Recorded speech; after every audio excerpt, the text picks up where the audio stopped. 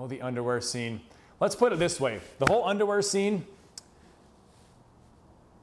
let's just say it was a half dare, half challenge. And like any good crab fisherman, we're not going to let a dare or a challenge go by. I can too. What do you mean I wouldn't do that? I will too. And next thing you know, I'm running out in my underwear in front of 50 million people, slipping and falling, and tearing a hole in them. And so you think there's a correlation you're saying between the higher ratings this year with Discovery Channel after you did the underwear scene in last year? Well, I know that Discovery this year, Deadliest Catch, the ratings were higher this year than they ever have been, and they've slowly been climbing every year.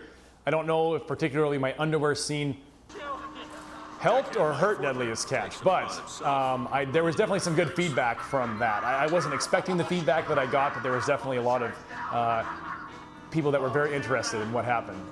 Did you need help to go down and get the fan mail following weeks?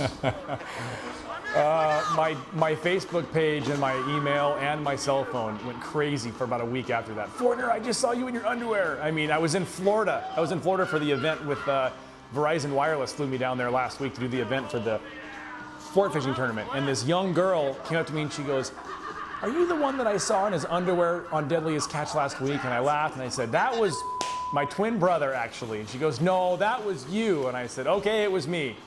So I'm surprised that lasted I know. Oh, it was the best part about that was the day that episode aired with me in my underwear. That morning, I was speaking at elementary school, and I'm glad that I spoke that morning because the next morning, the teacher that I had been working with, she texted me about 11 in the morning. She goes, "Mike, my students are going nuts today. They all came into school saying, 'We just saw Mike in his underwear last night.'" I said, "That's why I'm glad that I talked to the kids yesterday morning and not after the show aired, because all the questions would have been related to that." So. But in all honesty, I mean, I'm glad that I was surprised by the feedback that I got. They said, there's been a lot of, everyone knows what happened to Phil this year. There was a lot of kind of downer, kind of gloomy experiences. And a lot of them, which I was surprised, a lot of them, wrote me and said, "Hey, this was great. It was a fun moment that Discovery, interjected in there to make everyone kind of realize that this, you guys you still have fun doing what you're doing."